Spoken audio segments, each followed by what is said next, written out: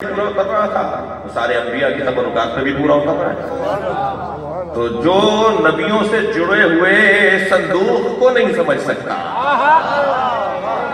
جو نبی سے جڑی ہوئی چادر کو نہیں سمجھ سکتا، وہ نبی کو کیا سمجھے گا؟ میں ابھی گیا تھا ایک ملک میں، سمندروں کو گزارتا ہوا دنیا کے اس کونے میں، وہاں کچھ بچوں کو ہمارے سامنے کھڑا کر دیا گیا کہ ہم یہ نہیں مانتے، ہم وہ نہیں مانتے۔ میں نے کہا یہ ٹھیک کہہ رہے ہیں، ان کا عقیدہ توحید جب تک روشن نہیں ہوگا انہیں نبوت سمجھ میں نہیں آئے گی، اور ان کا نبوت کا عقیدہ جب روشن نہیں ہوگا تو انہیں ولایت سمجھ میں نہیں آئے گی۔ اللہ کے وجود پہ دلیل ہے محمد الرسول اللہ، محمد الرسول اللہ پہ دلیل ہے علی ولی اللہ۔ جسے یا رسول اللہ کہنا سمجھ میں آ جائے گا، اسے یا علی مدد کہنا خود سمجھ میں آ جائے گا۔ صلوات پڑھیں محمد و آل محمد۔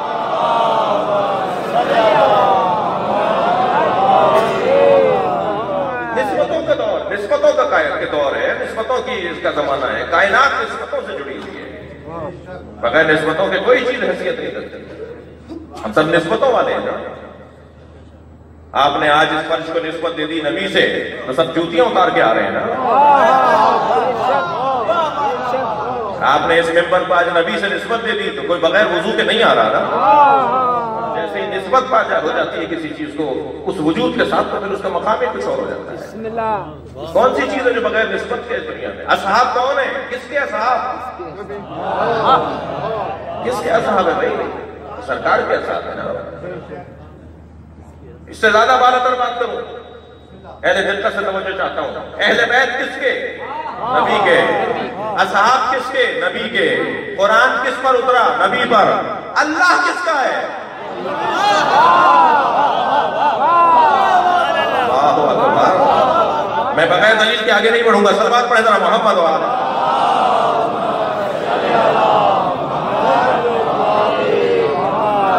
آمنوا برب العالمین رب موسیٰ و ہارون۔ ہم رب عالمین کے اوپر ایمان لے آئے۔ حضرت موسیٰ کے زمانے کے لوگ کہہ رہے ہیں، آل یعقوب کہہ رہے ہیں، ہم عالمین کے رب کے اوپر ایمان لے آئے۔ رب موسیٰ و ہارون، عالمین کا رب کون ہے؟ موسیٰ اور ہارون کا رب۔ بھئی تمہارا رب نہیں ہے وہ؟ تمہارا رب نہیں ہے؟ فَلَا وَيُؤْمِنُونَ حَتَّى فَلَا وَرَبِّكَ حَتَّى يُؤْمِنُونَ يُحَكِّمُونَ فِيمَا شَجَرَ بَيْنَهُمْ۔ اے میرے حبیب، تمہارے رب نے یہ فیصلہ کیا ہے کہ جو تمہارے فیصلے کو نہیں مانتا وہ اللہ کو نہیں مانتا۔ تمہارے رب نے رب موسیٰ و ہارون، یہ نسبتیں اللہ کی نسبت ان کے ساتھ ہے۔ تمہیں کس نے بتایا ہے کہ یہ اللہ ہے؟ عزیزان گرامی، ہم عقل کی روشنی میں اللہ کو مانتے ہیں، مگر کس کی عقل؟ میری عقل جو روزانہ رنگ بدلتی ہو۔ میری عقل کل نہیں مان رہی تھی، آج مان رہی ہے، کل کیا معلوم اس پہ کیا آفت آ جائے، میں پھر انکار کر بیٹھوں آج اللہ۔ لیکن کون ہے کہ جو دلیل محکم رکھتا ہے؟ وجود سرکار کا وجود، دلیل وجود پروردگار۔ ایک صحابی نماز پڑھ رہا ہے، نبی نے آواز دی تو نہیں آیا۔ دوسرے صحابی نے آ کر کہا یا رسول اللہ وہ نماز پڑھ رہا ہے۔ سرکار نے سننے کے بعد دوبارہ آواز دی۔ وہ جب پہلے آواز دے رہا تھا اس وقت مجھے پتا تھا یہ نماز پڑھ رہا ہے۔ سرکار نے اس وقت بھی آواز دی کہ جب وہ نبی کو بتا کے چلا گیا، ایک صحابی بتا کے چلے گئے کہ وہ نماز پڑھ رہا ہے۔ آیا کہنے لگا یا رسول اللہ میں نماز پڑھ رہا تھا اس لیے نہیں آیا۔ تو میں تمہیں کس نے بتایا ہے کہ نماز پڑھنی ہے؟ تمہیں رب سے کس نے آشنا کیا ہے؟ ہم رب محمد مصطفیٰ سے آشنا کیسے ہوئے؟ عزیزان گرامی، تمام انبیاء کرام میں اور ہمارے نبی میں ایک موٹا سا فرق یہ ہے کیا کہنا کہ ہر نبی کو مانا گیا ہے معجزے کی بنیاد پر، ہمارے نبی کو مانا گیا ہے کردار کی بنیاد پر۔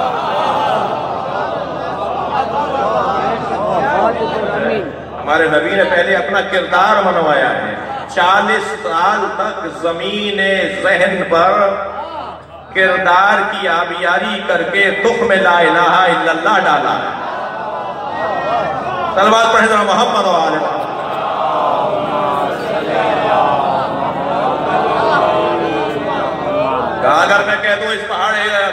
कुबैस के पीछे एक लश्कर है, मानोगे?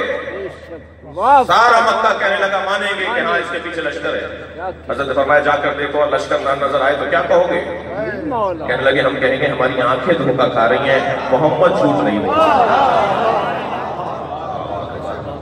जब सरकार ने इतना मनवा लिया कि तुम मेरी बात पर यकीन करोगे जो मैं कहूंगा, हमने कहा बिल्कुल यकीन करेंगे। हजरत फरमाया कहो ला इलाहा इल्लल्लाह। भाई सरकार चाहते तो अपने आप को मनवा लेते, जिसने अपने आप को मनवाकर अल्लाह को मनवाया है, तो अब ये अल्लाह पर वाजिब है कि इसे मनवाए, इसके फजाइल को आम करे, इसकी अजमत को आम करे, इसके फजाइल को दिलों में उतारे। कायनात में, तारीख बशरियत में इससे ज्यादा मोहतरम कोई वजूद नहीं है।